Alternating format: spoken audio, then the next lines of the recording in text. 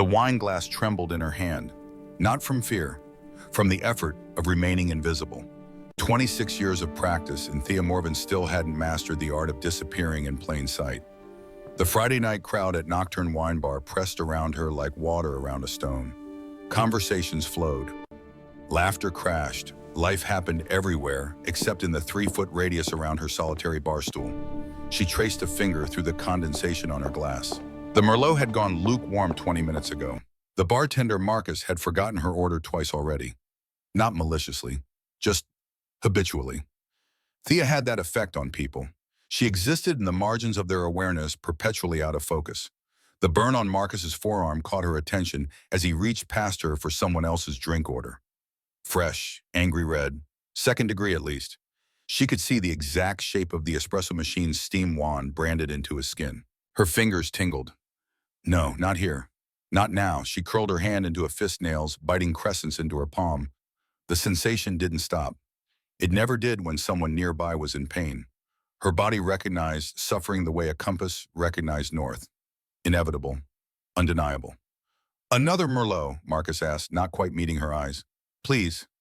He'd already forgotten by the time he turned toward the wine rack. Thea watched his burn weep clear fluid onto the mahogany bar. The tingling in her hands intensified, became an ache, then a pull, like invisible threads connecting her fingertips to his wound. 26 years of fighting this. 26 years of losing. When Marcus set down her fresh glass, his balance shifted. His burned forearm grazed her knuckles for half a second. No more. The world lurched sideways. Pain exploded across Thea's arm, a line of liquid fire from wrist to elbow. She gasped, bit down on the sound before it could escape. Her vision blurred, then sharpened. The burn on Marcus's arm was gone. Vanished. Smooth skin where blistered flesh had been. The burn on her arm throbbed in perfect symmetry to where his had been. Marcus stared at his healed forearm, blinked, shook his head like clearing water from his ears, then shrugged and moved on to the next customer, already forgetting the impossible thing he'd just witnessed. Thea pulled her sleeve down over her own arm, hiding the fresh burn. It would fade in an hour, it always did, faster for her than for the original wound's owner. Small mercies. You should have that looked at. The voice came from her left, deep, textured like aged whiskey in winter frost. The kind of voice that made you forget whatever you'd been thinking about. Thea turned. The man sitting on the stool beside her shouldn't have been there. She would have noticed.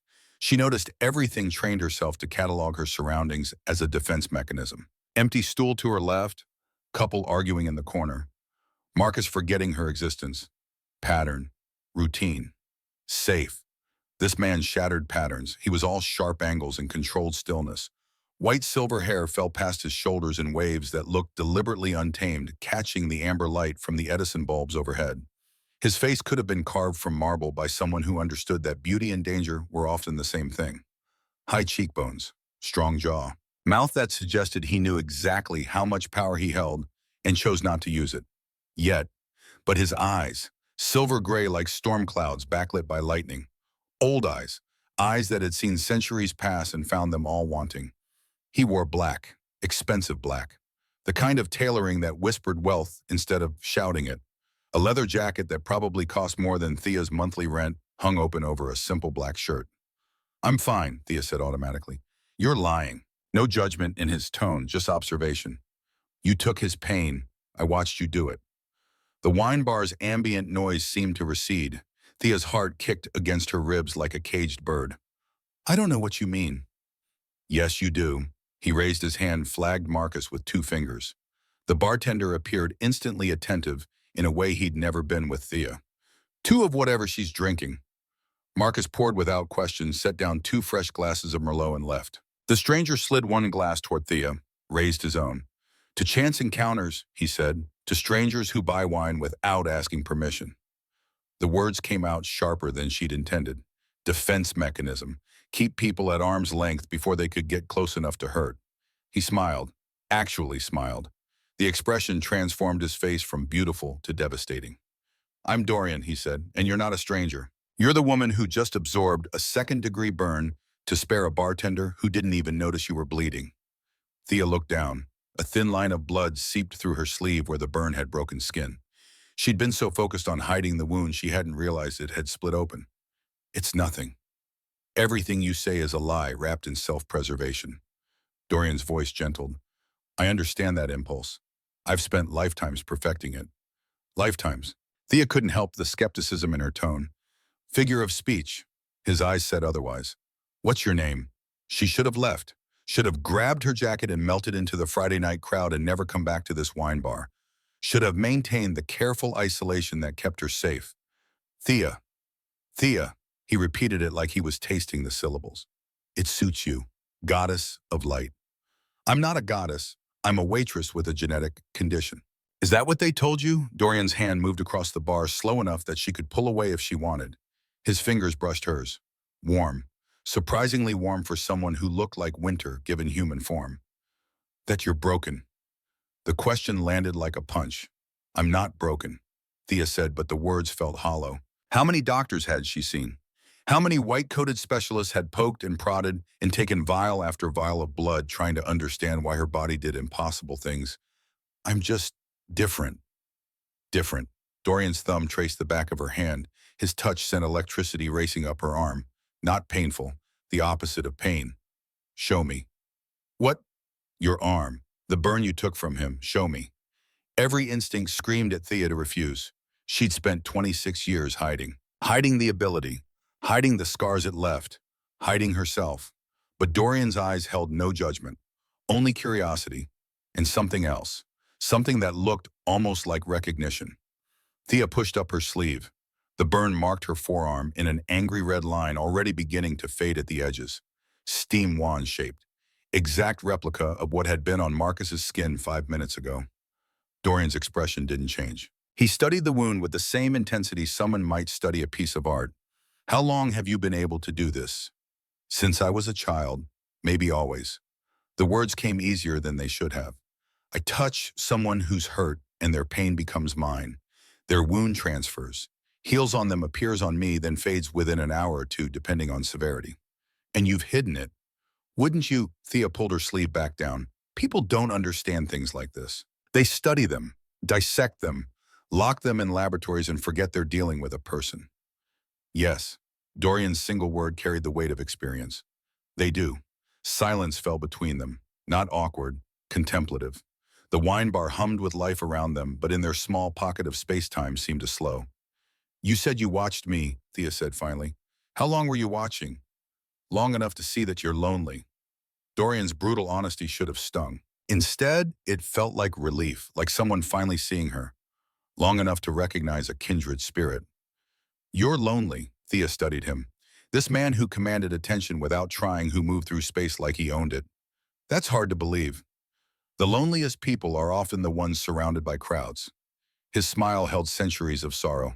I've been alone for longer than you can imagine, Thea. Surrounded by people who see what they want to see, who never look past the surface to find the truth underneath. And what truth is that?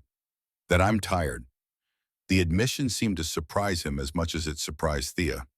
300 years of the same patterns, the same conversations, the same empty connections that mean nothing and go nowhere. Thea's breath caught. 300 years. Give or take a decade.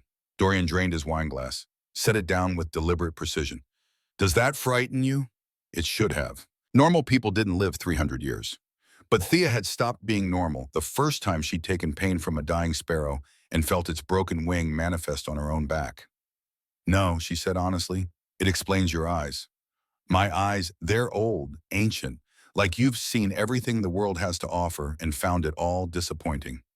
Dorian laughed. The sound was unexpected, genuine, rich and dark and beautiful. You see too much, Thea Morven. You see too little, Dorian. She waited for a last name. Just Dorian. He leaned closer, close enough that she could smell him. Cedar and night rain and something else. Something world and other. Tell me something.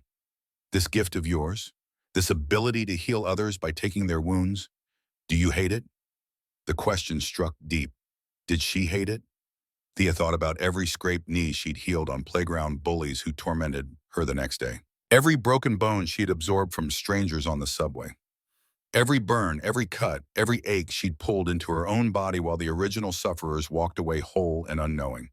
Sometimes, she admitted, when I'm the only one bleeding, when no one sees what it costs me, And other times, Thea met his storm gray eyes. Other times I think it's the only thing that makes me matter. The only thing that gives me purpose. Dorian's hand found hers again. His grip was firm, anchoring. What if I told you that you matter for more than your utility? His voice dropped to barely above a whisper. What if I told you that someone sees exactly what it costs you and values you for who you are, not what you can do? Thea's heart hammered. This was insane. She'd met this man 30 minutes ago. She didn't know him, didn't know what he was beyond old and lonely and impossibly compelling. But God, when was the last time someone had looked at her like this? Like she was visible, like she mattered. I'd say you're either lying or delusional, Thea managed, or honest. Dorian's thumb brushed her knuckles. Terrifyingly, uncomfortably honest. The moment stretched, held. Thea felt balanced on a knife's edge between running away and leaning in. Dorian spoke first. I'm going to say something ridiculous. You're going to think I'm insane. But I'm going to say it anyway because 300 years has taught me not to waste time on pleasantries when I find something real. Okay. I want a child. Whatever Thea had expected, it wasn't that. I'm sorry, what? A child. Dorian didn't look away, didn't laugh it off as a joke. An heir, someone to share the weight of immortality with, someone to make the endless years feel less empty. Thea's brain stuttered over the word immortality but kept moving. That's quite a conversation for a first meeting. I told you it was ridiculous. But Dorian's expression remained serious. 300 years, Thea. 300 years of watching humans live and love and die, of building empires that crumble, of accumulating wealth that means nothing. And through all of it, I've been alone. Completely, utterly alone. Do you know what that does to a soul? The raw pain in his voice resonated with something deep in Thea's chest. She did know. Maybe not 300 years worth, but she knew the ache of isolation. The weight of being surrounded by people and feeling invisible. Why are you telling me this? Because the moment you took that bartender's pain, I saw something I haven't seen in centuries. Dorian's eyes blazed with intensity. Purpose, selflessness, the kind of soul that gives without expectation of return. And I thought foolishly, desperately, what if what? What if you could give me what I've always wanted? What if your gift extends beyond healing? What if I can do that? The words left Thea's mouth before her brain could stop them. Dorian froze. What did you say? Thea's hand shook as she set down her wineglass. This was insane, beyond insane, but something in his loneliness called to hers. Something in his desperate hope made her want to hope too. I said I can do that, give you a child. She forced herself to meet his eyes. 2 days ago, I was at my doctor's office, annual physical, routine blood work. Except nothing about my blood is a routine. Dorian leaned in every line of his body focused on her. They told me I'm a genetic anomaly, Thea continued. 1 in a billion, universal donor, regenerative properties in my cells, immune system that shouldn't exist. They wanted to study me, run more tests, figure out how my healing ability works on a cellular level. And you refused. I've been refusing for 26 years. Every doctor wants to turn me into a lab rat. Every specialist sees a puzzle to solve instead of a person. Bitterness crept into Thea's voice. But they did tell me one thing. My genetic markers suggest I'm compatible for reproduction in ways that shouldn't be possible. Hyperfertile, they called it, like my body was designed to create life. Silence fell heavy between them. Dorian's hand trembled where it gripped the edge of the bar. You have no idea what you're saying, he finally managed. Don't I? Thea felt reckless, free. For the first time in her life, someone was asking her for something she could actually give, not asking her to be less, to hide, to shrink, but to be more. You want a child. I can apparently create life with genetic compatibility that defies logic. So yes, Dorian, who is 300 years old and somehow not kidding about that, I can do that. Thea, her name sounded like a prayer and a curse. If you're serious, if you mean this, you need to understand what you're offering. Then tell me. Dorian stood, pulled out his wallet, dropped a $100 bill on the bar for 2 glasses of wine, then held out his hand. Not here, not surrounded by people who don't see you. If we're going to have this conversation, we're going to have it properly. Thea looked at his outstretched hand, pale, long fingers. No wedding ring? No scars? Skin that looked like it had never known the touch of time. Every rational part of her brain screamed danger. Don't go with strange men. Don't trust beautiful words from beautiful mouths. Don't believe in fairy tales. But the lonely part, The part that had spent 26 years invisible. The part that absorbed pain and gave healing and never received anything in return. That part reached out and took his hand. His grip was firm, cool, exactly right. Where are we going? Thea asked as Dorian led her toward the exit. Somewhere safe, somewhere private, somewhere I can show you exactly what you're agreeing to. He paused at the door, turned to face her fully. Last chance to walk away, Thea. After this, everything changes. Good, Thea said. I'm tired of everything staying the same. Dorian's smile could have stopped hearts. Then hold on tight. The world blurred. One moment they stood in the doorway of Nocturne Wine Bar. The next wind whipped Thea's hair, and the city lights became streaks of color, and her stomach dropped like she'd stepped off a cliff. She buried her face in Dorian's shoulder, felt the solid strength of him, the inhuman speed as he moved through space in ways that violated every law of physics. When the world stopped spinning, they stood in front of a high-rise that looked like it cost more than Thea's entire existence. Penthouse, Dorian said, already moving toward the entrance. Cliché, I know. Little bit? Thea's voice came out shaky. Adrenaline and fear and exhilaration tangled in her chest. How did we, vampire speed, one of many abilities you're about to learn exist? He nodded to the doorman who barely glanced at Thea. Elevators this way. Vampire. The word hung in the air like smoke. Vampire. Thea's brain tried to process it. Failed. Tried again. You're a vampire. I am. The elevator doors opened. Dorian guided her inside, pressed the button for the penthouse level.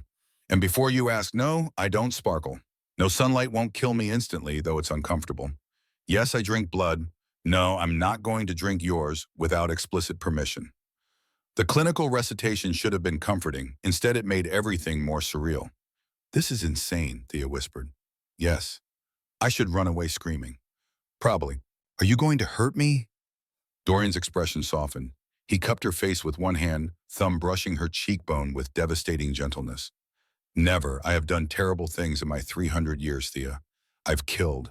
I've conquered. I've built an empire on blood and fear. But I would burn it all to ash before I let anyone harm you, including myself. Why swear? Because loneliness recognizes loneliness. His eyes held hers. Because when you took that bartender's pain, I saw a soul that understands sacrifice. Because in 26 years, you've been invisible to everyone except me, and I have been invisible in my own way for 300 years. So maybe, just maybe, we can see each other. The elevator climbed. Thea's pulse hammered in her throat. What happens now? She asked. Now, Dorian said as the doors opened onto a sprawling penthouse, I show you my world, and you decide if you want to be part of it. The space beyond the elevator stole Thea's breath. Floor-to-ceiling windows overlooked the city like a kingdom spread beneath them. The furniture was minimal, expensive, everything in shades of black and gray and silver. But it was the details that caught Thea's attention. The books lining one wall, hundreds of them, in dozens of languages. The grand piano in the corner, keys worn from use. The photographs scattered on a sideboard, black and white images from eras long past. A life lived in solitude, 3,000 square feet of loneliness. Welcome to my cage, Dorian said with bitter irony. Thea walked to the windows, pressed her hand against the cool glass. The city sprawled below, millions of lives, intersecting and diverging. So much life, so much connection. It's beautiful, she said.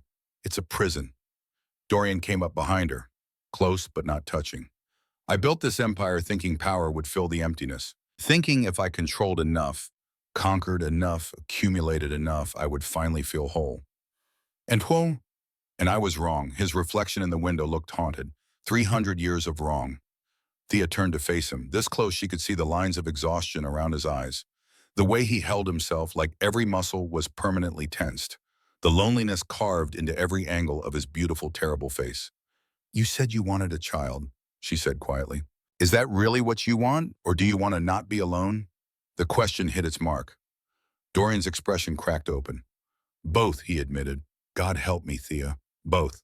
Her hand moved before conscious thought, reached up, touched his face. The moment her palm connected with his cheek, the world exploded. Pain, ancient pain, centuries of wounds layered one on top of another. Silver burns from weapons designed to kill him. Betrayals that cut deeper than any blade. Loss upon loss, everyone he'd ever cared about turning to dust, while he remained unchanging. Thea gasped, tried to pull away. Dorian caught her wrist, held her hand to his face. You feel it, he breathed. You feel what I carry. Yes. Tears streamed down Thea's face. The pain was overwhelming. Not physical, emotional. 300 years of anguish pouring through the connection between them. I didn't mean... Dorian started to pull her hand away. No. Thea pressed harder. Let me try. She'd never attempted to heal emotional wounds before, didn't know if it was possible. But if her gift could transfer physical pain, maybe, just maybe. She focused, pulled, drew the centuries of loneliness into herself like pulling poison from a wound. The weight crushed her. Thea's knees buckled. Dorian caught her, lowered them both to the floor. Still she pulled, still she absorbed. 300 years of existing without truly living, of touching without feeling, of seeing the sun rise and set thousands of times and finding no joy in it. Stop, Dorian pleaded. Thea, stop. You'll hurt yourself. I can take it. She could barely speak through the pain. Let me help you, Camarines. You can't heal this. It's too much, too old, too deep. Watch me. Thea pulled harder. The emotional anguish manifested as physical sensation. Her chest felt like it was caving in, her head pounded. Every nerve screamed. But in Dorian's eyes, something changed. The haunted look began to fade. The lines of tension softened. His breathing, unnecessary for a vampire, came easier. How are you doing this? Wonder colored his voice. I don't know, The penthouse door exploded inward. Thea jerked back from Dorian, pain and shock colliding. A woman stood in the doorway, tall and elegant, with silver hair pulled into a severe knot. Blood streaked her shirt. A deep gash ran from her shoulder to her ribs, bleeding freely. We have a problem, the woman said, then collapsed. Dorian was at her side instantly. Cassandra, what happened? Hunters, 3 of them. Cassandra's voice came tight with pain. Got me with silver blades. Poisoned. I killed 2. The 3rd escaped. Damn it. Dorian cradled her, his hands hovering over the wound. This is deep. I cannot help. Thea was already moving, crossing the distance between them. Her hands reached for Cassandra before her brain could catch up. Thea, no, Dorian warned. Silver poisoning is dangerous even for vampires. If you take this, then I take it. Thea's hands found Cassandra's wound. The world went white with agony. Silver, burning through her veins like liquid fire. Poison designed to kill supernatural creatures now coursing through her very human body. The gash opened across Thea's ribs in perfect symmetry to Cassandra's wound. Blood soaked through her shirt. Thea screamed. Dorian caught her as she felt his face a mask of terror. What did you do? What did you do? Saved her. Thea could barely breathe around the pain. Check her, check Cassandra. Dorian looked. Cassandra's wound was gone. Healed. The vampire sat up, staring at her unmarked skin in disbelief. Impossible, Cassandra breathed. Not for her. Dorian's hands shook as he examined Thea's new wound. The silver poison already worked through her system, but differently. Faster. Her healing ability kicking in, processing the toxin in ways a normal human never could. Who is she? Cassandra demanded. Someone remarkable. Dorian lifted Thea in his arms, carried her to a leather couch. Someone who just saved your life without hesitation. I'm Thea, Thea managed through gritted teeth. The pain was already fading faster than the bartender's burn, but slower than she'd like. Nice to meet you. Sorry about the blood on your floor. Cassandra laughed, actually laughed. I like her. Of course you do. Dorian's thumb brushed Thea's forehead, checking for fever. She's insane, recklessly brave, and apparently incapable of self-preservation. Sounds like someone else I know, Cassandra said dryly. She stood, moved with predatory grace, to examine Thea more closely. That wound should have killed you. The silver alone, I heal fast. Thea tried to sit up, failed, settled for lying still while her body processed poison it was never meant to encounter. And I couldn't just watch her bleed. Why not? Cassandra's question held genuine curiosity, not judgment.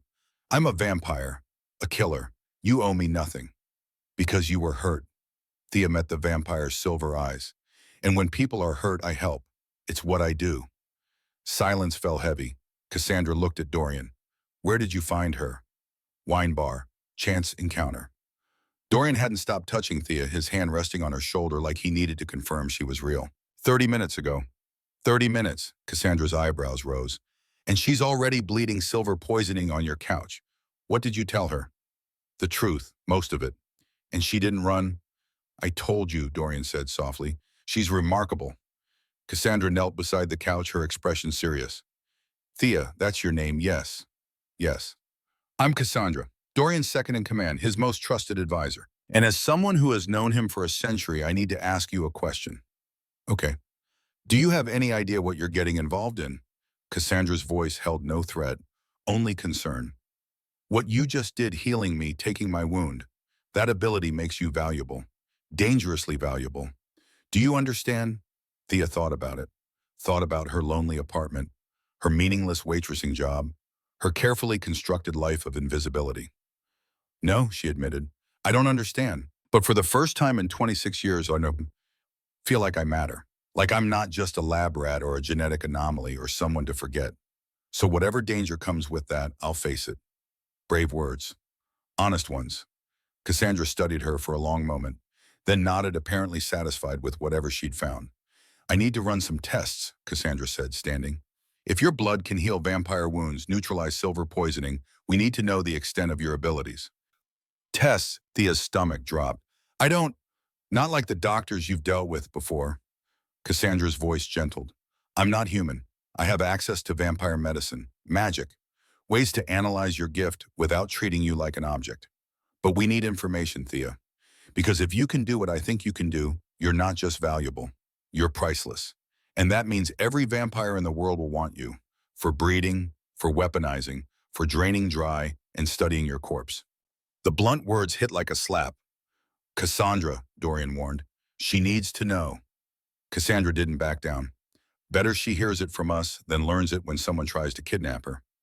Thea's wound had faded to a thin pink line across her ribs. She sat up slowly, using the movement to buy time to think. If I agree to tests, she said carefully, I have conditions. Name them. Dorian stays with me every moment. No separating us. Agreed. Results are mine, not shared without my explicit permission. Done. And if I decide to leave you, let me go, no matter what you discover. Cassandra and Dorian exchanged a look. That's the one I can't promise, Cassandra said. Not because I'd stop you, but because once other vampires learn what you are leaving, our protection is a death sentence. Then I'll take that risk. Thea, Dorian took her hand. She's not exaggerating. The vampire world is built on power and hierarchy. Your ability to heal, to create life, to neutralize our weaknesses.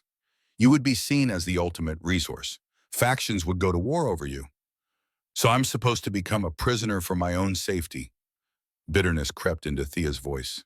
Spend the rest of my life locked in a gilded cage. No, Dorian's grip tightened. You're supposed to let me protect you while you learn to protect yourself.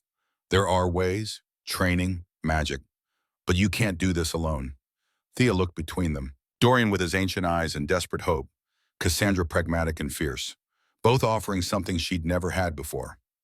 Protection, belonging, purpose. Okay, she said, run your tests, but on my terms. And if at any point I feel like you're using me instead of helping me, I walk. Fair enough. Cassandra pulled out her phone. I'll need to collect blood samples, run genetic sequencing, test your healing capacity under controlled conditions. The equipment's in my lab. Dorian, can you carry her? That silver poisoning is processed, but she shouldn't walk yet. I can walk, Thea protested. Dorian was already lifting her in his arms. Humor me. You just absorbed enough silver to kill 3 vampires. And I'm fine. You're extraordinary. He said it like a fact, but even extraordinary people need to rest. Thea wanted to argue, but being carried in Dorian's arms, feeling his strength and the care with which he held her, wasn't terrible. It was the opposite of terrible. It was safe. Cassandra led them through the penthouse to a door Thea hadn't noticed before. Beyond it, stairs descended into what looked like a high-tech laboratory. Medical equipment hummed, computer screens glowed. The air smelled of antiseptic and something else, something old and other. Welcome to my workshop, Cassandra said. Don't touch anything unless I tell you to. She gestured to a medical chair in the center of the room. Dorian set Thea down gently, then positioned himself beside her. Protective. Present. Cassandra pulled on gloves, gathered supplies. A syringe. Vials. Some kind of scanning device that looked like it belonged in science fiction. This won't hurt, Cassandra said. Much. Comforting. I try. Cassandra approached with the syringe. First a blood sample. Standard procedure. Thea held out her arm. The needle slid in. Blood filled the vial, dark red, normal. Cassandra held it up to the light. The blood began to glow, soft, golden, like liquid sunlight. By the ancestors, Cassandra breathed. What? Thea stared at her own blood. What's happening? Your blood. It's not just healing, it's... Cassandra grabbed more vials, working quickly. Dorian, look at this. Dorian moved closer. His expression shifted from curiosity to shock. That's transformation blood, he said quietly. What does that mean? Thea asked. Cassandra and Dorian exchanged another look. There are legends, Cassandra said slowly. Old stories about humans born with blood that could change everything. Blood that could make vampires human again. Or create new vampires without turning. Or cure the inability to bear children. Blood so powerful it was hunted to extinction 500 years ago. Extinction? We thought it was extinct, Dorian corrected. We were wrong. Thea's blood continued to glow in the vial. Beautiful. Terrifying. So what does this mean for me? Cassandra set down the vial with shaking hands. It means you're not just one in a billion, Thea. You're one in existence. The last of a bloodline we thought died out.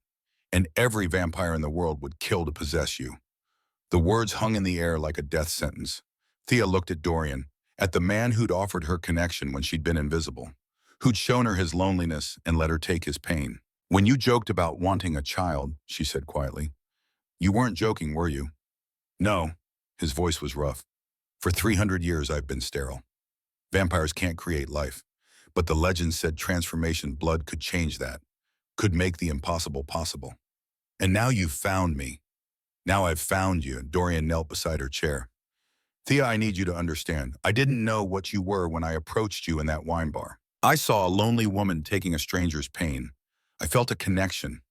Everything else, the blood, the legends, the possibility, it's chance.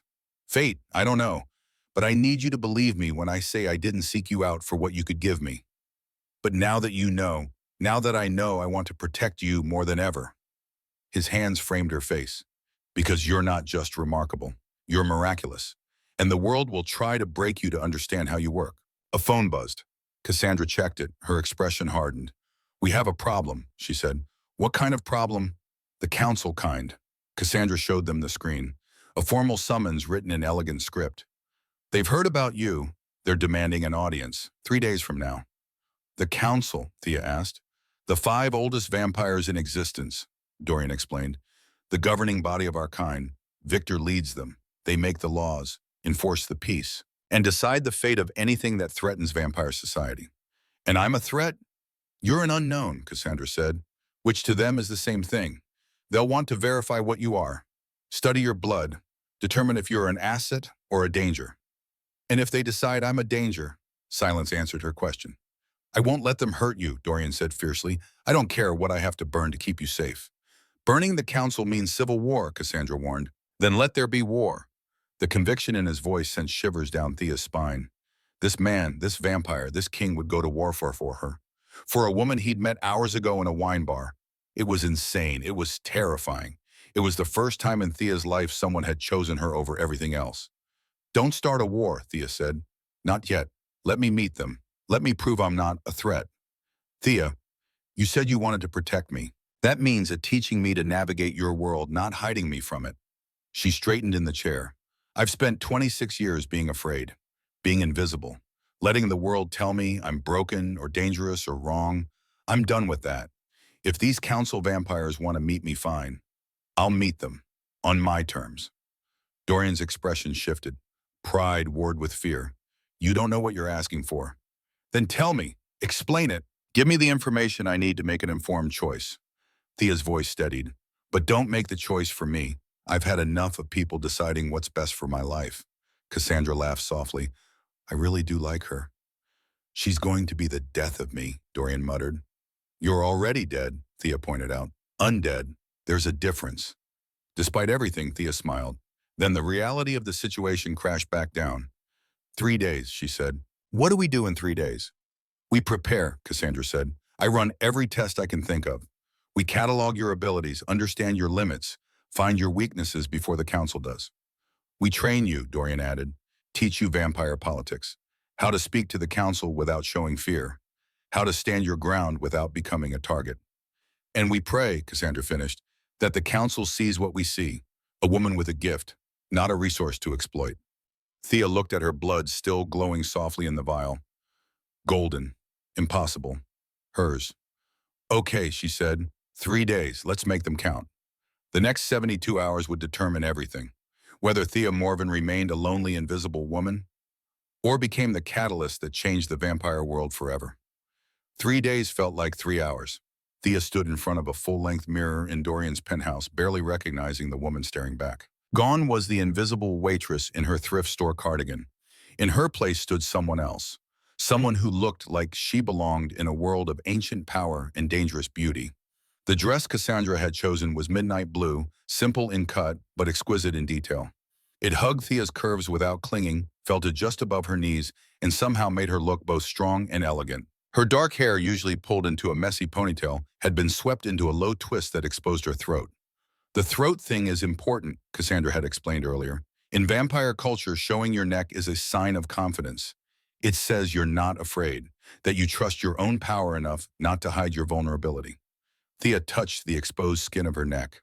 Her pulse beat visibly beneath pale flesh. 3 days ago, she'd been alone in a wine bar. Now she was preparing to stand before the 5 oldest vampires in existence and argue for her right to exist freely. "You look terrified," Dorian said from the doorway. Thea met his eyes in the mirror. He wore all black as always, but formal now. A suit that probably cost more than her yearly rent. His white silver hair pulled back, revealing the sharp angles of his face. He looked every inch the king Cassandra had described. "I am terrified," Thea admitted. "Is that going to be a problem?" "No." Dorian crossed the room, came to stand behind her. His hands settled on her shoulders, warmed through the thin fabric of her dress. "Fear means you understand the stakes. It's the people who aren't afraid who make fatal mistakes." Comforting. "I'm not trying to comfort you. I'm trying to prepare you." His eyes met hers in the reflection. "The council will test you, Thea. They'll push, try to intimidate, make you feel small. Victor does it subtly. The others follow his lead. And I'm supposed to just stand there and take it?" "No." Dorian's grip tightened slightly. "You're supposed to remember who you are, what you can do. You heal the unhealable. You take pain no one else can bear. You looked at a 300-year-old vampire and saw his loneliness instead of his power. That's your strength, Thea, not your blood. You." The words settled into her chest like warmth. A knock at the door. Cassandra entered, her expression grim. "The car's ready. We need to leave in 5 minutes." "I'm ready now," Thea said. "No, you're not." Cassandra held out a small velvet box. "You're missing this." In Autumn Imes lay a pendant, silver metal, shaped like a spiral with a stone at the center that seemed to shift colors in the light, purple to blue to green. Mesmerizing. "Protection charm," Cassandra explained. "If anything goes wrong, if the council tries to harm you, this will shield you long enough for Dorian to get you out." "What about you?" Thea asked. Cassandra smiled, sharp, predatory. "I don't need protection charms. I have 3 centuries of combat experience and a very creative approach to violence." Despite the tension, Thea laughed. Dorian took the pendant, fastened it around Thea's neck with careful fingers. The metal settled cool against her skin, then warmed. The stone pulsed once, twice, then went still. "It's keyed to your life force now," Cassandra said. "Don't take it off." "Okay. I mean it. Not for any reason. Not if they ask, not if they demand. That pendant stays on your body or everything we've done to protect you means nothing." The intensity in Cassandra's voice made Thea's stomach clench. "What aren't you telling me?" Cassandra and Dorian exchanged a look. "There are factions within the council," Dorian said finally. "Victor wants to maintain peace. He'll be fair, or as fair as a 1,000-year-old vampire can be. But there are others who may see you differently." "How differently?" "We'll handle it," Cassandra said firmly. "Just remember what we practiced. Stay calm, be honest but not naive, and trust your instincts." Thea nodded, throat tight. Cassandra checked her phone. "It's time." The council chambers existed in a converted cathedral on the edge of the city. Gothic architecture soared toward the sky, all stone spires and stained glass. But the images in the windows weren't saints and angels. They were vampires. Battles. Centuries of history written in colored glass and blood. Thea climbed the stone steps between Dorian and Cassandra. Other vampires watched from the shadows, their eyes reflecting light like animals. Whispers followed in her wake. "That's her. The human with transformation blood.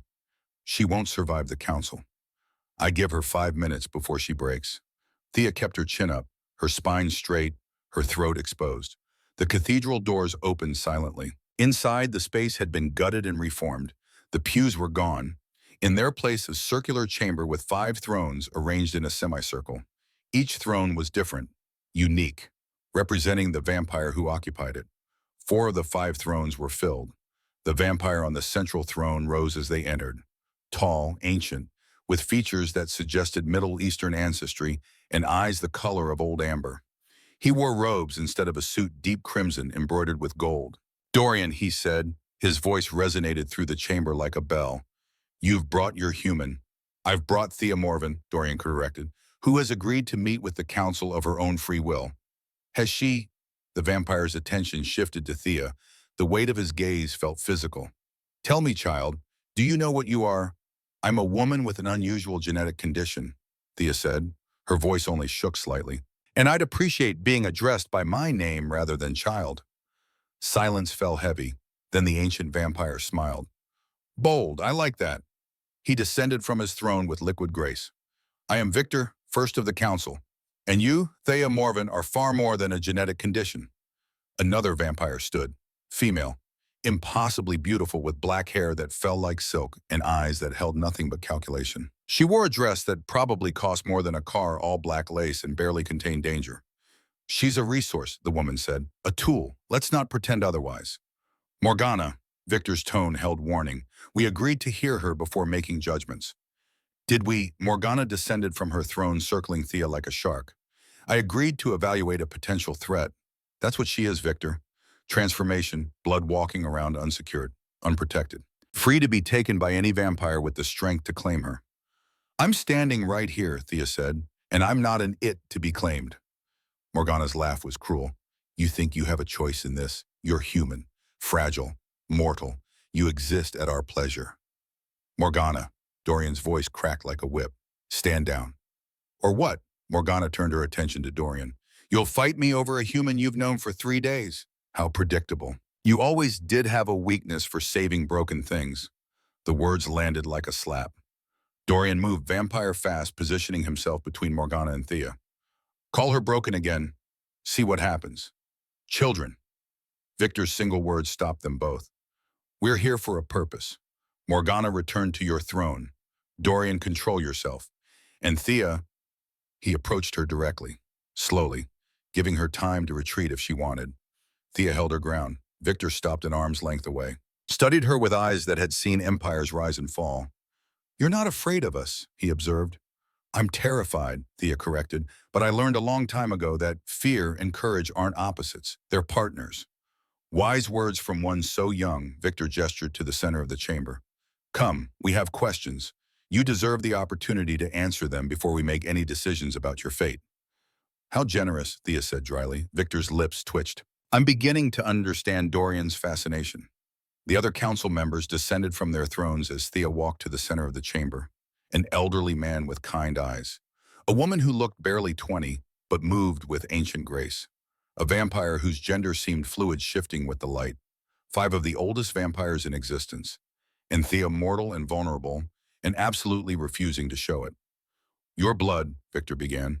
"Cassandra's preliminary tests suggest you carry transformation capabilities, healing properties, genetic markers that shouldn't exist in humans. Explain." "I can't," Thea said honestly. "I don't understand it myself. I've always been able to take injuries from others, transfer their wounds to myself. They heal faster on me than the original person. That's all I know." "Show us," the elderly vampire said gently, "if you're willing." Helmut Cassandra stepped forward, producing a small silver knife. "With your permission, I'll make a shallow cut on my arm. You transfer it. We observe." Thea looked at Dorian. He gave the smallest nod. "Okay." Cassandra rolled up her sleeve, drew the blade across her forearm. Blood welled black in the dim light. The scent of it filled the chamber, thick and copper. Thea reached out, touched the wound. The now familiar pull began. Pain lanced up her arm as the cut appeared on her skin, exact mirror of Cassandra's. On the vampire, the wound sealed, vanished, leaving only blood-stained skin behind. The council members leaned forward. "Remarkable," the young-looking female breathed. "Look at her arm," the fluid vampire said. Thea's wound was already closing, faster than any human healing. Within 30 seconds, only a pink line remained. Within a minute, even that faded. "Accelerated regeneration," Victor murmured. "Combined with pain transference. Your body doesn't just move wounds, it processes them faster." "Apparently," Thea flexed her fingers. The phantom pain of the cut lingered but faded quickly. And the blood itself, Morgana's voice drips skepticism. Cassandra claims it glows, that it carries transformation properties. How convenient we haven't seen evidence of that. Because it requires a blood sample, Cassandra said, which we need Thea's permission to take. All eyes turned to Thea. She thought about the doctors who'd taken her blood without asking, the specialists who treated her like a specimen. 26 years of being poked and prodded and studied. I have conditions, Thea said. Morgana laughed. You have conditions, you're human. You don't get to make demands. Everyone gets to make demands about their own body, Thea shot back. That's called consent, or has immortality made you forget basic ethics? The chamber went dead silent. Morgana's eyes blazed. I dare speak up for myself, yes. Thea turned to Victor. You want my blood, fine, but it happens here, now, with Dorian present. And the results are sealed, not shared, not weaponized, not used to create some vampire army or cure-all serum. My blood, my choice, what happens with it? Impossible, Morgana said. The council has authority. Over vampires, Thea interrupted. I'm human. You have no authority over me unless I give it. So either you accept my terms or you get nothing. Victor's expression remained unreadable. Then slowly he smiled. You have fire, Thea Morven. Very well. Your terms are acceptable. We test here. Now, results sealed by council magic. No distribution without unanimous agreement. And mine, Thea added. No distribution without my agreement too. Agreed. Morgana looked like she wanted to argue. Victor silenced her with a look. Cassandra produced a vial and syringe. May I? Thea held out her arm. The needle slid in. Blood filled the vial. Dark red, normal, for 3 seconds. Then it began to glow. Soft at first, then brighter. Golden light that seemed to come from within the blood itself, growing until the vial illuminated Thea's face. Cassandra's hands, the circle of ancient vampires watching, with expressions ranging from wonder to hunger to fear. By the ancestors, the elderly vampire whispered. It's true, transformation blood. I thought it was extinct. What does it mean? The young female asked. What can it do? Victor took the vial from Cassandra's shaking hands, held it up to the light. The glow intensified. Legend says transformation blood has 3 properties, Victor said slowly.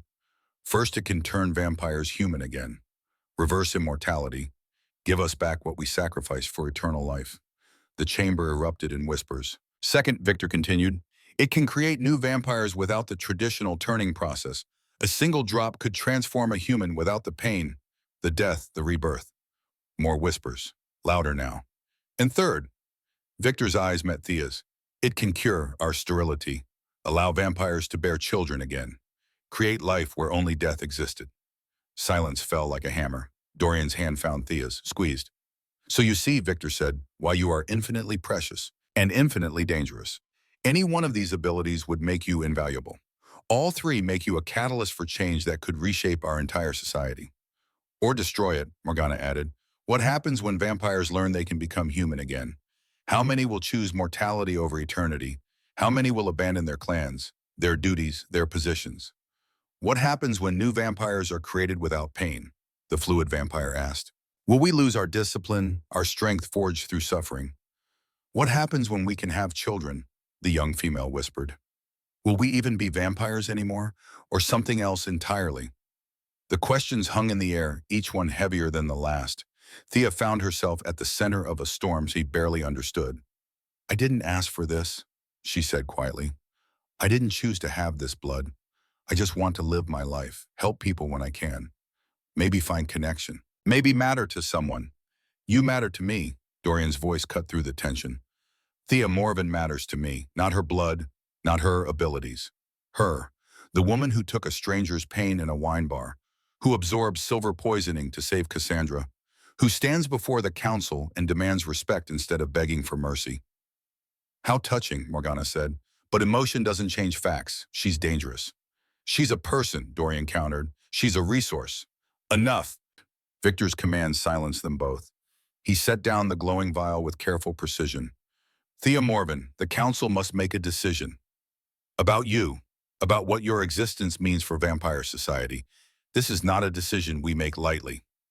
I'm sure, Thea managed, but before we deliberate, I must ask you directly. What do you want? The question caught her off guard. What? You have transformation blood, healing abilities. You could demand anything. Protection, wealth, power. What is it you actually want? Thea thought about her lonely apartment, her invisible life, the 26 years of existing without truly living. I want to matter, she said honestly, not as a science experiment, not as a resource, as a person. I want to be seen, valued for who I am, not what I can do. And I want the freedom to choose my own path, even if that path is dangerous. Victor studied her for a long moment. Dorian, he said finally, you claimed her as mate. Is this true? The question sent shock rippling through Thea. Mate Dorian's hand tightened on hers. I did, without explaining to her what that means apparently. Victor's tone held amusement. Thea, do you understand the significance of a mate bond? No, Thea admitted. Then allow me to explain. In vampire culture, a mate is not a spouse, not a partner. A mate is everything. The other half of your soul. The person you would burn the world to protect. The bond is eternal, unbreakable. Even death doesn't sever it. And claiming someone as mate is the highest commitment a vampire can make. Thea's heart hammered. She turned to Dorian. You claimed me as your mate. I did. No hesitation, no apology. In front of Cassandra, in front of the council's summons, I claimed you because 3 days ago I met a woman who saw my loneliness and didn't run. Who took my pain without being asked. Who made me feel for the first time in 300 years like I wasn't alone. That's not, Thea's voice cracked. We barely know each other. I know you're brave. I know you're kind. I know you would rather bleed than watch someone else suffer. I know you see me, Thea, not Dorian the Vampire King, not Dorian the ancient predator. Me, and I see you, not your blood, not your abilities. You. Tears pricked Thea's eyes. Do you accept? Victor asked gently. A mate claim requires consent. Dorian has declared his intention. You must decide if you reciprocate. Thea looked at Dorian, this impossible man who'd appeared in her life like a storm, who'd shown her a world she never knew existed, who looked at her like she hung the stars. 3 days. She'd known him 3 days, but in those 3 days she'd felt more seen, more valued, more alive than in 26 years. I accept, Thea whispered. Dorian's expression broke open. Relief, joy, wonder, all of it visible on his face for the first time. Then it's done, Victor said. Witnessed by the council, sealed by your words. Thea Morven is Dorian's mate, and by our laws harming her is the same as harming him. This is insane, Morgana spat. She's human. The bond won't hold. It can't. The bond holds if both parties will it, the elderly vampire said softly. And I've never seen a bond declared with more conviction. Morgana's face twisted. Of course. Of course he found someone. 500 years, and he finally finds someone. And she's perfect, isn't she, young? Beautiful, powerful, everything I wasn't. For the first time, Thea understood. This wasn't just about her. This was about Dorian's past, about wounds that ran deeper than she'd realized. Morgana, Dorian started. No. Morgana's voice shook with rage. You don't get to comfort me. You left me Dorian, broke our bond, destroyed what we had, and now you stand here with your new mate, your transformation, in blood, your perfect little human, and expect me to just accept it. I expect you to move on, Dorian said quietly. The way I have. We were toxic, Morgana. We hurt each other. The bond breaking was mercy for us both. Mercy, Morgana laughed bitterly. You call abandoning me mercy. I call surviving you mercy. The words landed like a death blow. Morgana's expression went cold. Dead. You'll regret this. Both of you. Is that a threat? Dorian's words dropped to dangerous levels. It's a promise, Morgana looked at Thea. Enjoy your mate bond, human. See how long it lasts when reality sets in. When you realize immortality means watching everyone you love die. When the weight of eternity crushes whatever pretty feelings you have now. Morgana, Victor's voice cracked like thunder. You overstep. Do I? Morgana's smile was cruel. Or am I the only one willing to speak truth? She's human. He's vampire. Even with transformation, blood, even with mate bonds, the gulf between them is insurmountable. This ends in tragedy. It always does.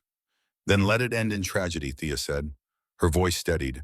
I'd rather have tragedy with him than safety alone. I've been alone 26 years. I'm done with safe.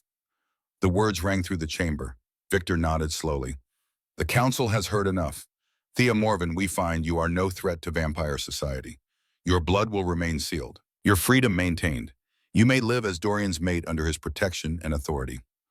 My freedom is my own, Thea corrected. Not his, not the council's. Mine. Spirited until the end. Victor smiled. Very well. Your freedom is your own. The council's protection extends to you as Dorian's mate. But heed this warning, child. Your blood makes you a target. There will be those who seek to use you, harm you, take what you possess, stay close to those who value you, trust carefully. And remember that even transformation blood cannot prevent betrayal. The warning sent ice down Thea's spine. I'll remember. See, that you do, Victor gestured to the chamber doors. You're dismissed. Dorian a word, alone. Dorian's hand tensed on Thea's. Anything you say to me can be said in front of her.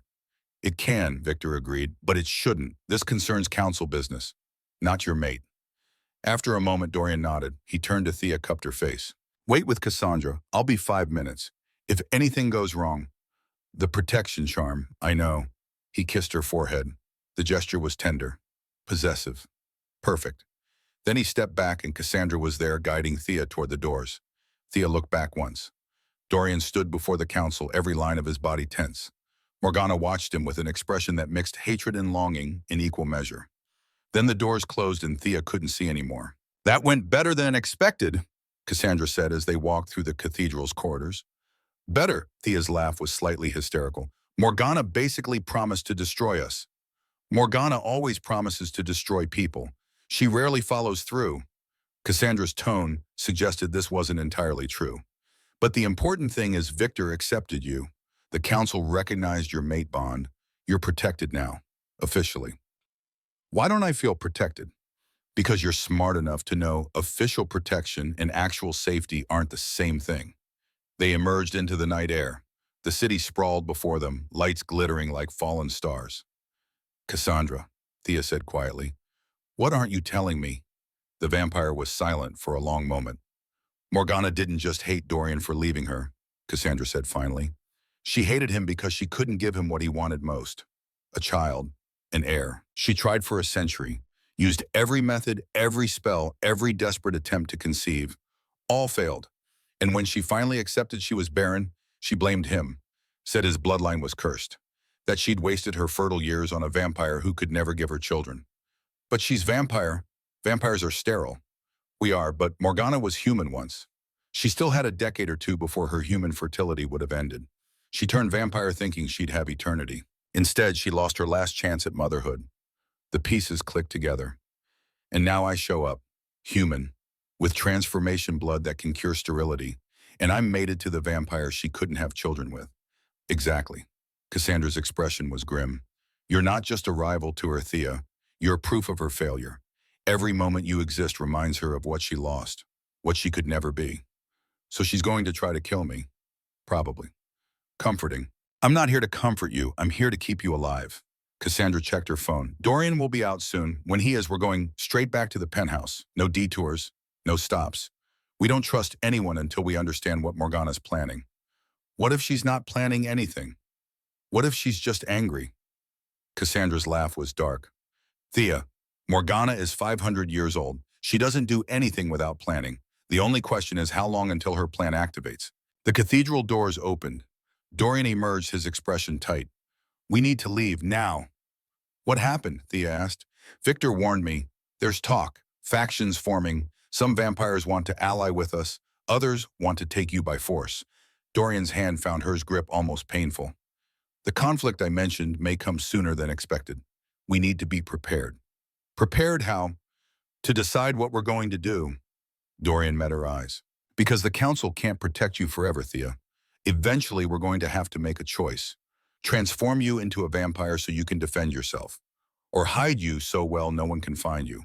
Or fight, Thea finished. I won't ask you to fight. You don't have to ask, I'm already in this. Thea squeezed his hand. You said I'm your mate. That means we face this together, all of it.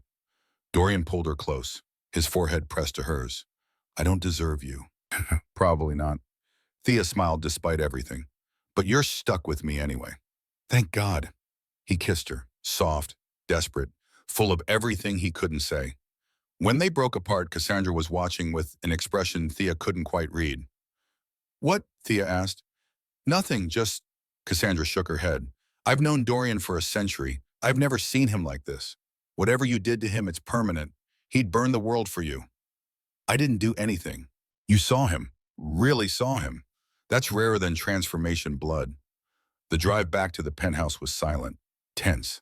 Dorian's hand never left Thea's, like if he let go, she might disappear. When they finally reached the safety of the apartment, Thea collapsed onto the leather couch. The adrenaline that had carried her through the council meeting drained away, leaving exhaustion in its wake. I need to sleep for a year, she said. You need to eat first. Dorian disappeared into the kitchen, returned with a sandwich that looked almost comically normal compared to everything else.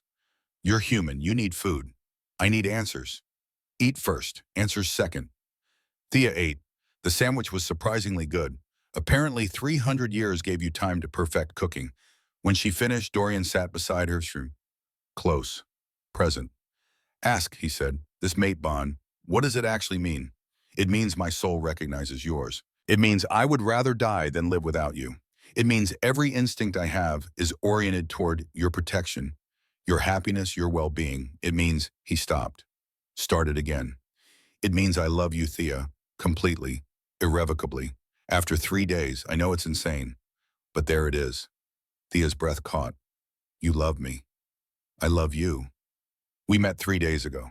I know. This is crazy. I know. I don't even know your last name. I don't have one anymore. Gave it up centuries ago. Dorian's smile was sad. But if you want, you can give me yours when you're ready. Marriage, if you want, or just sharing a name, whatever makes you happy. Thea's head spun. 3 days ago, she'd been invisible, alone. Now she was mated to a vampire king who wanted to share her name. I need time, she said, to process, to understand, to figure out if this is real or just intensity mistaken for connection. Take all the time you need. Dorian's thumb brushed her knuckles. I have eternity. I can wait. But I don't have eternity. I have maybe 60 more years if I'm lucky. Then we have a decision to make. Dorian's expression turned serious. Your blood can transform vampires to human, but it can also transform humans to vampire. If you want immortality, if you want eternity with me, it's possible. And if I don't want that, if I want to stay human, then I'll love you for 60 years and spend the rest of eternity remembering what it felt like to be whole. The simple honesty of it broke something in Thea's chest. Don't say things like that. Why not? Because it makes me want impossible things. What things? Thea looked at him. This ancient, powerful, lonely man who'd seen centuries pass and found them all empty until now. Forever, she whispered. I want forever with you, even though it's insane, even though we barely know each other. I want it. Dorian's eyes blazed. Then take it. Not yet. I need... Thea stopped, started again. I need to be sure that this is real, that it's not just intensity and danger and transformation, blood making us feel connected. I need to know it's real. How long? I don't know. Months maybe. A year. However long it takes for me to be certain. I can wait a year. Dorian pulled her close. I can wait forever if that's what you need. They sat in silence. The city glittered beyond the windows. Somewhere out there, Morgana plotted. Factions formed. Danger gathered like storm clouds. But in the penthouse in Dorian's arms, Thea felt safe. For the first time in her life, she felt like she'd come home. The path ahead was uncertain, dangerous, impossible. But she wasn't alone anymore. And that made all the difference. Victor's warning proved premature. The predicted conflict never materialized. Days passed without incident. Then a week. Then 2. Whatever factions had been forming seemed to dissolve as quickly as they'd appeared. Or perhaps, as Cassandra suggested, they were simply biding their time. Morgana's planning something, Cassandra said during one of their training sessions. She's too quiet. That's when she's most dangerous. But no attack came, no kidnapping attempts, no threats, just silence. And in that silence, Thea and Dorian built something real. 2 months passed like a dream. Thea learned to live in Dorian's world, not as a prisoner, not as a possession, as a partner. She trained with Cassandra 3 times a week, learning to defend herself against threats, both human and supernatural. She studied vampire politics with a tutor. Victor sent an ancient scholar who treated her with surprising respect. She read through Dorian's library, discovering histories written in his own hand, chronicles of centuries she could barely comprehend. And she fell deeper in love. It happened in small moments. Dorian learning to cook her favorite meals, his ancient hands mastering modern recipes with endearing concentration. The way he listened when she talked about her childhood, her lonely years, her dreams. How he'd wake her from nightmares with gentle touches and whispered reassurances that she was safe, valued, seen. The way he looked at her like she'd hung the stars. But time was a thief. Thea felt it in her bones. Every morning she woke a day older, while Dorian remained unchanged, ageless, eternal. The gulf between mortal and immortal stretched wider with each passing sunrise. She'd said she needed a year to be certain, but 2 months of living together, of falling deeper each day, had given her the certainty she thought would take 12 months to find. This was real. This was forever. And she wanted it. She found him on the balcony one evening, watching the sunset paint the sky in shades of amber and rose. The fading light caught his silver hair, made him look ethereal, untouchable. "You're thinking too loud," Dorian said without turning. Thea joined him at the railing. The city sprawled below, already transitioning from day to night, millions of lives flickering like candles.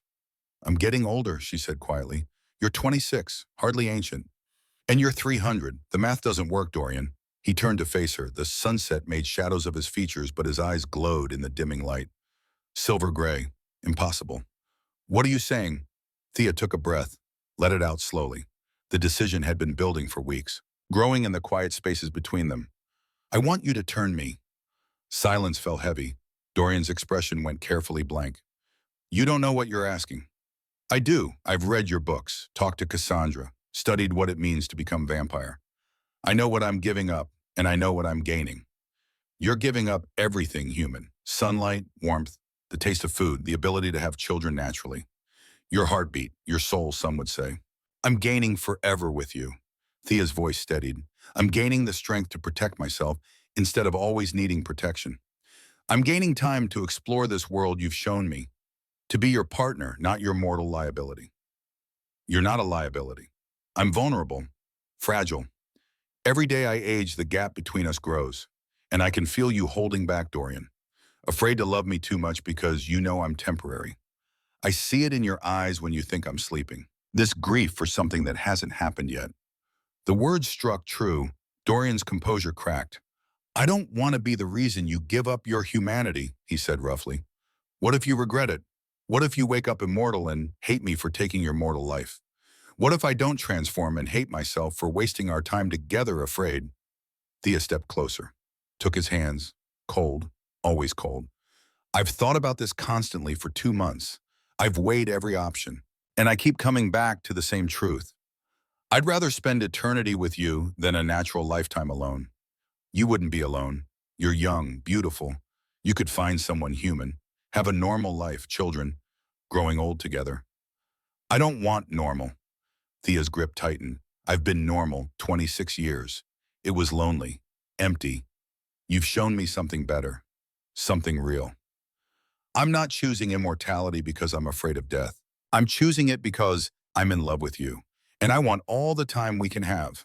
Dorian pulled her into his arms, held her like she was precious, breakable. "There's no going back," he whispered into her hair. "Once you're turned, you can't undo it. You'll be vampire forever, dependent on blood, sensitive to silver, watching the world change while you remain frozen in time. Then we'll watch it change together. You say that now. But centuries from now, when everyone you knew is dust, when the world is unrecognizable, you might feel differently." "Maybe." Thea pulled back to look at him. "But that's a problem for future us. Present us wants this, wants forever, wants you." A sound escaped Dorian, half laugh, half sob, his forehead pressed to hers. "Are you absolutely certain?" "Yes. No doubts. Terrified, but certain." "God." His hands framed her face. "I don't deserve this. Don't deserve you. But I'm selfish enough to take what you're offering." "Good." Thea smiled despite the fear coiling in her stomach. "When tomorrow night, we'll need preparation. Cassandra to monitor. Safety measures in case something goes wrong." "What could go wrong?" Dorian's expression darkened. "The transformation can fail. Your body might reject the vampire blood. You could die human instead of rising undead. Or rise wrong, feral, lost to bloodlust. It's rare, but it happens. How rare 1 in 50 transformations goes badly. Those are better odds than I had for being born with transformation blood." Despite everything, Dorian laughed. Your optimism is terrifying. My realism, Thea corrected. I know the risks. I'm taking them anyway. With you, for us. They stood together as the sun finished setting. The city lights flickered on below constellations made of human ambition and electric power. Tomorrow, Thea's mortal life would end. Tomorrow, forever would begin. The transformation chamber existed in the penthouse's lowest level. Thea hadn't known it was there until Cassandra led her downstairs that seemed to descend forever. The room was circular, stone walls carved with symbols that hurt to look at. A single bed in the center, pristine white sheets that looked almost ceremonial. Candles burned in wall sconces, casting dancing shadows. Atmospheric, Thea managed. Her voice came out steadier than she felt. Necessary. Cassandra checked monitors along one wall, medical equipment that looked equal parts modern technology and ancient ritual. The transformation requires specific conditions. Temperature, atmospheric pressure, mystical alignment. We can't do this in your bedroom. Romantic. Survival first, romance later. Dorian appeared in the doorway. He'd changed into simple black clothes, his hair pulled back. He looked younger somehow, vulnerable. Everything's ready, Cassandra said. Thea lied down on the bed. Dorian, you'll need to feed first. You can't transform her on an empty stomach. The bloodlust could make you drain her completely instead of partially. I know, Dorian's voice was tight. I've done this before. Not with someone you love. The words hung in the air. Dorian crossed to a refrigerator Thea hadn't noticed, pulled out a bag of blood, drank it like medicine. Necessary, unpleasant. When he finished, his eyes had changed, brighter, hungrier. Last chance to change your mind, he said to Thea. I'm not changing my mind. You're insane. We've established this. Thea lay down on the bed. The sheets were cool against her skin. She wore a simple white dress Cassandra had provided. Easy to remove if needed. Easy to burn if things went wrong. Thea tried not to think about that second option. Dorian knelt beside the bed, took her hand. This is going to hurt, he said quietly. More than anything you've ever felt. Your body will fight it. Try to reject the transformation. You'll feel like you're dying, because technically you are. The human you dies. The vampire you is born from that death. How long? Hours. Maybe a full night. Time becomes meaningless. You'll drift between consciousness and oblivion. Cassandra will monitor your vitals. Make sure your heart stops at the right moment, that you don't bleed out too quickly. And you, I'll be here every second. You won't be alone. Thea squeezed his hand. I'm ready. No one's ever really ready. Dorian leaned down, kissed her gently. His lips were cold. She'd gotten used to that. Would soon be cold herself. But if anyone can survive this, it's you. He pulled back. His expression shifted, became something other, something predatory. The vampire emerged. His eyes glowed pure silver. Fangs descended longer than Thea had ever seen them. His body tensed, every muscle coiled. Cassandra, he said. His voice had changed. Deeper, rougher. Begin the ritual. Cassandra started chanting in a language Thea didn't recognize. Latin, maybe, or something older. The candles flared brighter. The symbols on the walls began to glow. Magic filled the room. Thea felt it on her skin like electricity. Dorian's hand moved to her throat, tilted her head to expose her neck. His thumb found her pulse, felt it racing. I love you, he whispered. Then his fangs sank into her throat. Pain exploded through Thea's body, not the sharp pain of a wound, something deeper, cellular, like every nerve ending had been set on fire simultaneously. She tried to scream. Couldn't. Her lungs had seized. Dorian's mouth worked at her throat, drawing blood, not gulping, controlled, measured, but so much, too much. Thea's vision began to gray at the edges. The world tilted sideways. She felt her heartbeat slowing, struggling, each beat taking longer than the last. Then Dorian pulled away. Blood stained his mouth. He looked savage, beautiful, terrifying. He bit his own wrist, tore the flesh open, held it to Thea's mouth. Drink, he commanded. His blood touched her lips, copper and darkness and something else, something ancient and powerful and utterly inhuman. Thea swallowed. The blood burned going down, like swallowing liquid fire. It hit her stomach and exploded outward, racing through her veins, rewriting everything it touched. Her DNA restructured, cells died and were reborn changed. Her heart gave one last struggling beat, stopped, silence, absolute, perfect, terrible silence. Thea's heart lay still in her chest. Death. This was death. But then something else began. A different rhythm, not a heartbeat, something slower, deeper, the pulse of vampire blood moving through dead veins. Thea's eyes snapped open. Everything hurt. Every cell in her body screamed. She was dying and being born simultaneously. Caught between mortal and immortal, neither fully one nor the other. Breathe, Dorian said. His hand cupped her face. You don't need to, but breathe anyway. It helps. Thea gasped. Air-filled lungs that no longer required it. But the familiar motion grounded her. Reminded her she was still herself. Still Thea. Even as everything changed, the pain intensified, peaked. Thea's back arched off the bed. A scream finally tore from her throat. Raw. Cassandra appeared beside her, pressed a damp cloth to her forehead. You're doing well, Cassandra said. Your body's accepting the change. Heart stopped at exactly the right moment. Blood transformation is progressing normally. Normally, Thea managed. This is normal. For turning vampire, yes. Another wave of pain crashed through her. This time, Thea felt her bones shifting, restructuring, becoming denser, stronger. Her muscles tore and reformed, enhanced with supernatural power. Her senses exploded. Suddenly, she could hear everything. Cassandra's unnecessary breathing, Dorian's stillness that wasn't quite silence, the hum of electricity in the walls, the movement of air molecules. She could smell blood. Her own blood still on Dorian's mouth. The medical supplies, the stone of the walls, 1,000 scents layering over each other, and the hunger. Oh God, the hunger. It rose in her throat like bile, insistent, demanding, all-consuming. She needed blood, needed it the way humans needed air. Dorian, her voice came out wrong, rough, dangerous. I'm so hungry. I know. He was already moving, retrieving a blood bag from the refrigerator. Here, drink slowly. Your fangs haven't descended yet. We'll have to. Pain lanced through Thea's gums. She felt them. Fangs pushing through, sharp, deadly, perfect.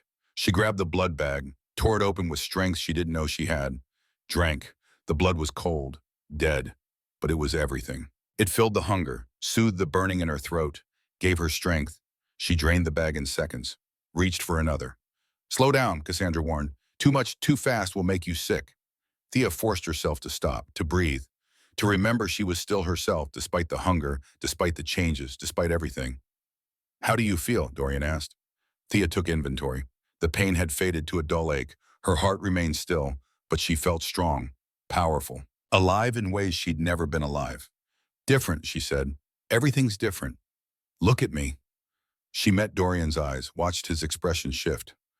Your eyes, he breathed. Silver, like mine, but brighter, clearer. Is that normal? Nothing about you is normal. He helped her sit up. Can you stand? Thea swung her legs off the bed, stood, the world tilted. Too much sensory input, too many sounds, smells, sensations. She staggered. Dorian caught her. Easy. Your senses are heightened. It takes time to adjust. How much time? Days, maybe weeks. Everyone's different. Thea looked down at her hands. They looked the same. But when she flexed her fingers, she felt the strength in them.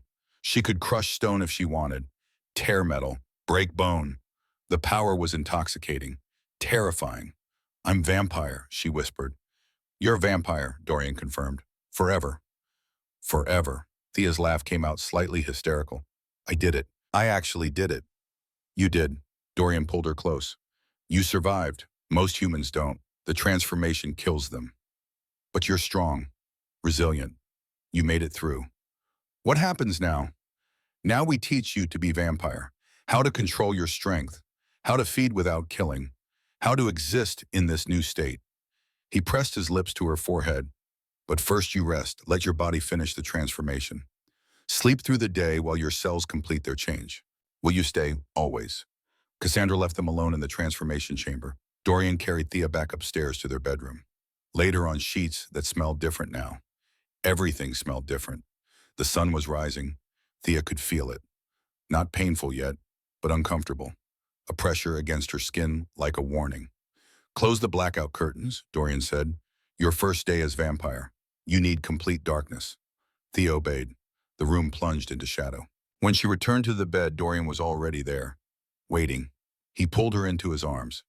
Sleep, he murmured. When you wake, we'll face eternity together. Thea closed her eyes. Her body felt heavy, The transformation had drained her completely, but in Dorian's arms she felt safe, loved, whole. For the first time in her mortal life, she'd chosen her own fate, taken control, refused to let circumstances dictate her future. And as sleep pulled her under, Thea smiled. She was vampire now. Forever had begun. 4 months passed in a blur of learning and growing. Thea mastered her new abilities with the same determination she'd brought to survival. She learned to control her strength, to feed without frenzy, to move with vampire speed and grace. Cassandra proved an excellent teacher, patient when Thea struggled, proud when she succeeded.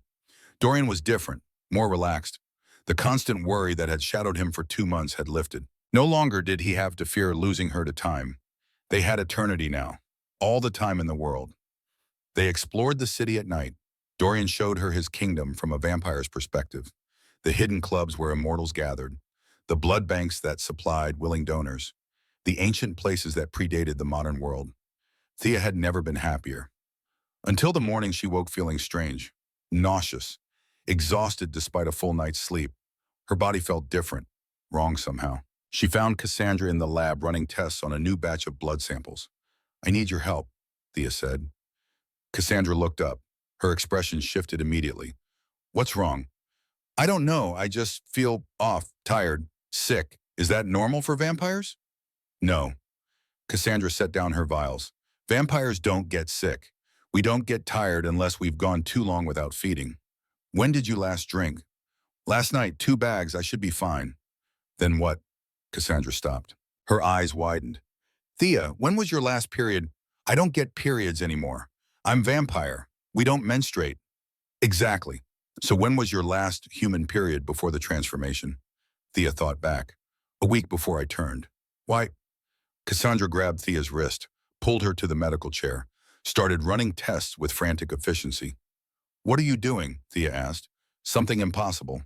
Cassandra drew blood, ran it through a machine, stared at the results. "Oh my God! What, Cassandra, you're scaring me." The vampire turned. Her expression was pure shock. "You're pregnant." The words didn't make sense. Couldn't make sense. "That's impossible. Vampires are sterile." "I know. I've been vampire for 4 months." "I know. So how—" "You conceived before the transformation," Cassandra said slowly. "Human pregnancy. But when you turned vampire, your transformation blood protected the fetus. Vampire metabolism slowed the development. You're 8 months along by human count, but the baby is only at what would be 4 months in development. Hybrid pregnancies follow different rules." Thea's hand moved to her stomach, flat, unchanged. But inside, "I'm pregnant," she whispered. "You're pregnant. With Dorian's child. With Dorian's child." The impossibility of it crashed over Thea like a wave. Vampires couldn't have children. It was fundamental law. The price of immortality was sterility. But transformation blood changed the rules. "Does Dorian know?" Cassandra asked. "No, I just found out. Thea's voice broke. "How is this even possible?" "You're one in existence, Thea. Your blood breaks every rule we have. Why should pregnancy be different?" Cassandra ran more tests. "The fetus is developing, growing, something between human and vampire. A hybrid. Is that safe? Will it survive?" "I don't know. This has never happened before. Not in recorded vampire history." Cassandra's hands shook as she typed notes. "We need to tell Dorian. He needs to know." "Not yet." Thea's mind raced.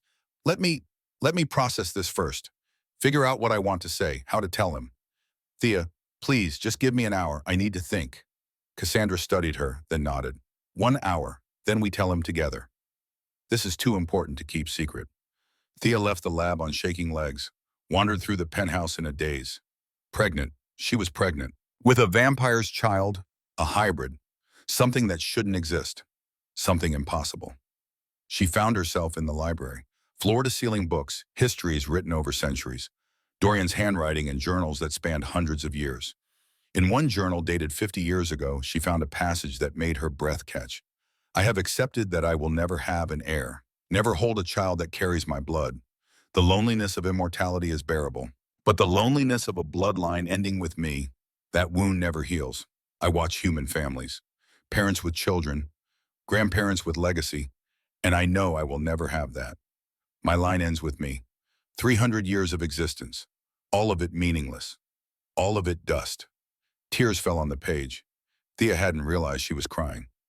Dorian had wanted a child for centuries, had mourned the impossibility of it, had resigned himself to eternal solitude.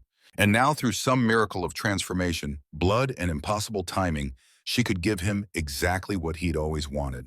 A child, an heir, legacy. Thea, she turned. Dorian stood in the doorway, concern written across his features. Cassandra said you weren't feeling well. Are you all right? Do you need to feed? Thea set down the journal, crossed to him, took his hands. I need to tell you something. Worry flooded his expression. What's wrong? Nothing's wrong. Something's impossible, but real. Thea, you're scaring me. She took a breath, let it out, met his eyes. I'm pregnant. Dorian froze completely, utterly, still. What? I'm pregnant. We conceived before my transformation. And my transformation, blood protected the pregnancy. It's been growing all this time. The baby's developing. A hybrid. Half vampire, half what I was. Our child. The silence stretched. Endless.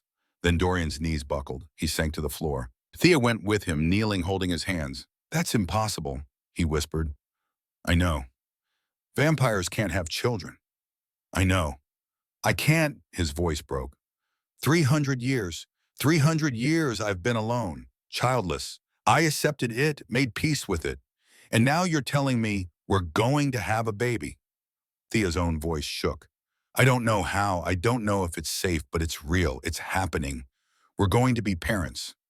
A sound escaped Dorian. Not quite a laugh, not quite a sob. His hands came up to frame her face. You're serious. Completely serious. A child. Our child.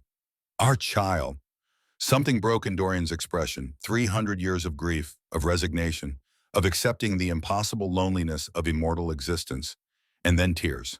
Blood tears, the only kind vampires could cry. They streaked down his face in crimson lines. I never thought... He couldn't finish, pulled Thea against his chest, held her like she was the only thing anchoring him to reality. I never thought I'd have this. Have you. Have a family. We're going to have a family, Thea confirmed. Her own tears fell. I know it's terrifying. I know there are risks, but Dorian, we made something impossible, something beautiful. Together. He pulled back. His hands moved to her stomach. Still flat, but inside their child grew. Impossible. Perfect. Theirs. How far along? Cassandra says about 8 months by human count, but only 4 months development because of vampire metabolism. The baby's growing slower than human, but healthier. Is it safe for you for the baby? Cassandra's monitoring. She says everything looks good for a completely unprecedented pregnancy. Despite everything, Dorian laughed. Nothing about us has ever been normal. No, it really hasn't. They knelt together on the library floor, holding each other, processing the impossible miracle growing between them. What if I'm a terrible father? Dorian whispered. What if I'm a terrible mother? Then we'll figure it out together. Like everything else, Vaughn. Thea smiled against his shoulder. I like the sound of that. They stayed there until Cassandra found them. The vampire stood in the doorway watching with an expression that mixed joy and concern. We need to discuss next steps, Cassandra said. Hybrid pregnancies. They're theoretical. We have no data, no precedent. We're in uncharted territory. Then we chart it, Dorian said. He stood pulling Thea with him. Whatever we need, whatever resources. We protect this child no matter what. Agreed. Cassandra pulled out her tablet. I'll need to run tests, constant monitoring. The pregnancy might progress differently than human or vampire. We need to be prepared for anything. What about the council? Thea asked. Do they need to know? Silence fell heavy. Eventually, Cassandra said carefully, a hybrid child is unprecedented. They'll want to verify, study, determine if it's a threat. It's not a threat, it's a baby. To them, it's both. Cassandra's expression was grim. We keep this secret as long as possible. Give the pregnancy time to develop. Give you both time to prepare. But eventually the council will find out. And when they do, we face them, Dorian finished. Together, as a family. Thea's hand moved to her stomach. Protection, promise. Their child would be safe. Whatever it took. Whoever stood in their way. The pregnancy progressed in ways Cassandra's books couldn't predict. Some days Thea felt perfectly normal. Others she was exhausted sleeping through entire nights. The baby grew slowly but steadily, visible now as a gentle curve to her abdomen. 5 months into the pregnancy, Cassandra detected a heartbeat. Strong, fast, unlike anything she'd heard before. It's healthy, Cassandra said, relief evident in her voice. Whatever this baby is, it's thriving. But peace never lasted. The attack came on a Tuesday night. Thea was alone in the penthouse library. Dorian had gone to handle council business. Cassandra was in her lab, normal, routine. The windows exploded inward. Glass shattered across the floor. 3 figures in black dropped into the room with inhuman speed. Hunters, armed with silver blades and wooden stakes. But they weren't after Dorian. They were after her. Secure the hybrid carrier, one hissed. Thea's hand went to her stomach. Protective, instinctive. No. She moved. Vampire speed, strength. But pregnancy had slowed her reflexes, made her cautious where she should be aggressive. One of the hunters lunged. Thea dodged, barely. The silver blade whistled past her face. Another came from behind, grabbed her arms. She twisted, broke free, but not fast enough. Pain lanced across her shoulder. A silver blade, shallow, but enough to burn. Don't hurt the baby, one hunter warned. We need it intact. The words sent ice through Thea's veins. They didn't want to kill her. They wanted to take her, study her child, use their baby as an experiment. Rage flooded through Thea. Not fear, not anymore. She grabbed the nearest hunter by the throat, lifted him off the ground with vampire strength. Touch my child, she said, voice deadly calm, and I'll show you exactly how much pain I can transfer before you die. Her empathic healing worked both ways. She could take pain, but she could also give it. She focused, pushed. Every wound she'd ever absorbed. Every burn, every cut, every silver poisoning. The hunter screamed. His companions hesitated. That was their mistake. The penthouse door exploded open. Dorian materialized. His expression was murder incarnate. You attacked my mate. His voice could have frozen hell. You threatened my child. The hunters never stood a chance. Dorian moved like death. One hunter fell with a snapped neck. Another was torn apart before he could blink. The third tried to run. Cassandra appeared in the doorway, caught him, ended him. Silence fell. Dorian crossed to Thea. His hands were gentle, despite the violence still humming through his body. Are you hurt? Shoulder, silver blade. It's already healing. She leaned into him. They wanted the baby. I know. His arms wrapped around her, protective, possessive. They'll never get the chance. How did they find us? Cassandra demanded, checking the bodies. This penthouse is warded, secured. She found a communicator on one of the bodies, activated it. A voice crackled through. Female, familiar. Status? Cassandra looked at Dorian. Morgana. You didn't get them, Cassandra said into the device. Your hunters are dead, and now you've declared war. Silence. Then Morgana's laugh. Not war, darling. Justice. That hybrid abomination shouldn't exist. I'm simply correcting nature's mistake. Dorian took the communicator. His voice was deadly soft. Come from my family again, Morgana. I dare you. I'll remind you exactly why you couldn't beat me 500 years ago. He crushed the device. The message was sent. The next months were tense. Guards posted, wards strengthened. Thea never went anywhere without Dorian or Cassandra. But Morgana's second attack never came. Instead, Victor summoned them to the council. The child, he said without preamble. We've heard rumors. Is it true? There was no point lying. Thea's pregnancy was visible now, obvious. Yes, Dorian said. Thea is pregnant with my child, a hybrid. The council chamber erupted. Victor raised a hand. Silence fell. This changes everything, he said quietly. A hybrid child. Transformation blood passed to a new generation. The first vampire birth in millennia. The first proof, the elderly council member said, that we are not truly dead, that life can still spring from us. Or the first sign of our extinction, Morgana spat, diluting pure vampire blood with human weakness. Thea's blood is stronger than any vampire's, Cassandra countered. The child will be extraordinary. The child will be an abomination. Enough. Victor's voice cracked like thunder. The child exists. The question is what we do now. Protect it, the young female council member said softly. Study it, learn from it. This baby could change our entire understanding of what we are. Or destroy us, Morgana hissed. Then we'll know soon enough. Victor looked at Thea. When is the baby due? 2 months, Cassandra said.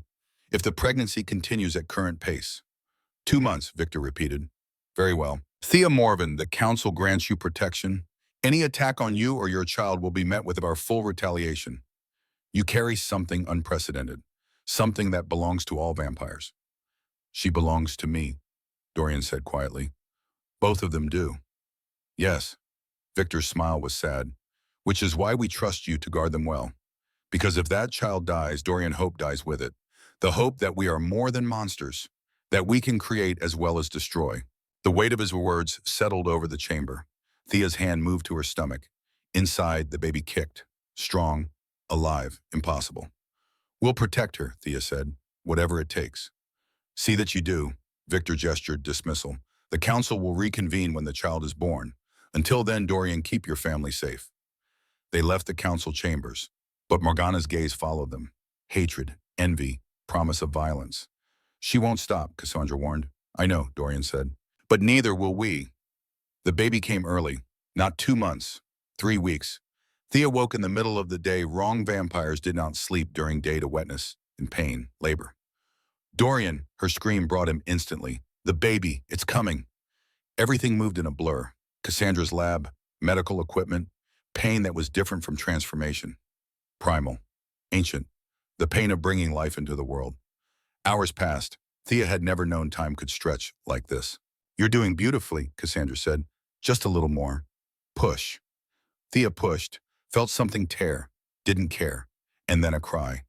Not a vampire's cry, not quite human either. Something between, something new.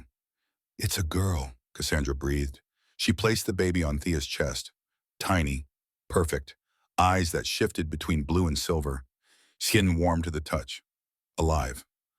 Hope, Thea whispered. The name felt right. We'll call her Hope. Dorian stood frozen, staring at his daughter with an expression of pure wonder. She's perfect, he finally managed. Thea, she's perfect. Blood tears fell on the baby's blanket.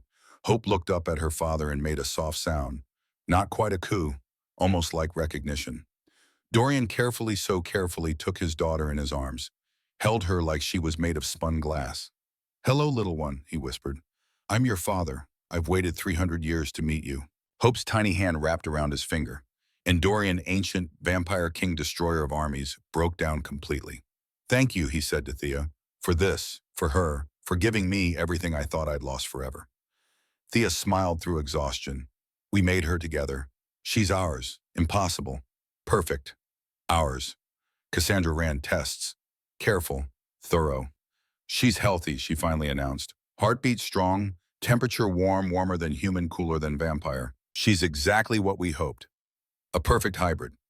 What can she do? Dorian asked. What abilities? Too early to tell, but Dorian, Cassandra's expression was strange. When I touched her, for just a moment, I saw something, a flash of memory, not mine, yours. Dorian looked at his daughter. Hope gazed back with those shifting eyes. She has Thea's empathic ability, Cassandra said slowly, but evolved. She doesn't just transfer pain. She can see memories, experience emotions. She's a bridge between minds. Like her mother, Dorian said softly, connecting what shouldn't be connected, making the impossible possible. They sat together in the lab, new family, impossible family, perfect family. Outside, the world waited. Morgana plotted. The council watched. Danger gathered. But in that moment, holding his daughter, Dorian felt something he hadn't felt in 300 years. Complete peace. The penthouse garden glowed with evening light. Hope, 4 years old now. Dark hair and shifting silver eyes played among the flowers. Her laughter rang clear and bright. Daddy, watch. She touched a wilting rose. Focused. The flower straightened, bloomed, turned vibrant red. I made it better, Hope said proudly, like mommy does with people. Dorian scooped up his daughter, spun her around. You're extraordinary, little one, just like your mother. Thea watched from the balcony door. 5 years since she'd been an invisible waitress. 5 years since a lonely vampire had seen her in a wine bar and changed everything. She was vampire now, mother now, complete in ways she'd never imagined possible. They're beautiful together, Cassandra said, joining her. They are. Morgana's been quiet, too quiet. I know. Thea touched the pendant at her throat. Protection charm, still there after all these years. But we're ready, whatever comes. Dorian carried Hope over. Their daughter reached for Thea, who took her with practiced ease. Mommy Daddy says we're special, Hope announced. Very special, Thea confirmed, because I can do magic and you heal people, and Daddy is really, really old. Both parents laughed. Something like that, Dorian said. Hope's expression turned serious. I saw something today, in my dreams. What did you see, sweetheart? Thea asked. A lady, with black hair. She was angry. She was thinking about us. Hope's eyes met her father's. She's coming, Daddy, soon. Dorian and Thea exchanged a look. Morgana. Let her come, Dorian said quietly. His hand found Thea's. We'll face her together. As a family. As a family, Thea agreed. Hope nestled between her parents. Safe, loved, protected. The war was coming. They all knew it. Morgana wouldn't rest until she tried to destroy what she could never have. But Thea Morven Healer, vampire mother, was done running. Done hiding. Done being afraid. She had everything worth fighting for. A mate who'd seen her when she was invisible. A daughter who carried hope for an entire species. A family built on impossible love. And she would burn the world before she let anyone take that away. The sunset painted the sky in shades of amber and rose. Beautiful. Bittersweet. Perfect. Tomorrow would bring new challenges, new threats, new battles. But tonight, in this moment in Dorian's arms with their miracle daughter between them, Thea felt only joy, only hope, only love, and that was everything.